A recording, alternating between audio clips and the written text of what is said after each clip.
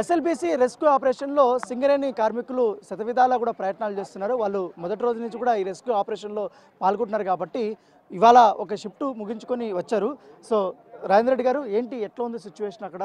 మీరు వెళ్ళారు కాబట్టి మీ టీం అంతా కూడా మీరు రోజు అప్డేట్ మీకు తెలుసు, అవే పనులు నడుస్తున్నాయి. ఇది టీబీఎం కటింగ్, తర్వాత మల్మా క్లీనింగ్, బెల్ట్ రిజిస్ట్రేషన్ పనులు, తర్వాత వెహికల్ మూవ్మెంట్ కోసం దానికి అన్ని పనులు నడుస్తున్నాయి, సైమల్టేనియస్ అన్ని నడుస్తున్నాయి. గతంలో కూడా మీరు చాలా రెస్క్యూ ఆపరేషన్లో కూడా ఇప్పుడు మైనింగ్లో జరిగినటువంటి దానికి ఇది భిన్నం అండి. అదే మాది మైండ్లో వేరే ఉంటుంది, ఇది ఎంటర్లీ డిఫరెంట్ దానికి దీనికి. అంటే ఏంటి మీ వర్క్ అక్కడ ఏముంది లోపల ఎగ్జాక్ట్? అంటే బాడీస్ ఎక్కడ దొరకవటం అంటే మనుషులు దొరకవటం అదే నడుస్తుంది. అంటే మీకు అక్కడ ఎదురైన ప్రతికూల పరిస్థితులు ఏంటి? చాలా వరకు వాటర్ ఉన్నాయన్నారు, బురద ఉందన్నారు, పెద్ద ట్యూబ్లాగా అన్నీ ఉంటాయి. టన్నల్ బోరింగ్ మిషన్ ఆడ ఉంది, అవన్నీ కట్ చేయాలి, దారిలో ఉన్నాయని కట్ చేసుకుంటూ వెళ్ళాలి.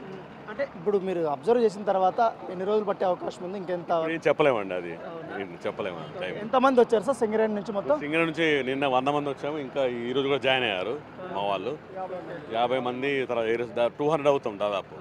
షిఫ్ట్ల ప్రకారం పనిచేస్తాం, షిఫ్ట్ ప్రకారం వెళ్తున్నాం. నిన్న రెస్క్యూ వాళ్ళ ఉన్నాం, మిగతా మా సోదరుల కార్మికులు కూడా వచ్చారు పనిచేయడానికి, అందరినీ కలుపుకొని వెళ్తాము. సో ఇది సింగరేణికి సంబంధించినటువంటి రాజేంద్ర రెడ్డి గారు చెప్తున్నారు. దాదాపు 200 మంది దాకా కూడా మేము కార్మికులు వచ్చాం, నిరంతరం కూడా మేము పని చేస్తున్నాం అనేసి కూడా ఆయన చెప్తున్నారు.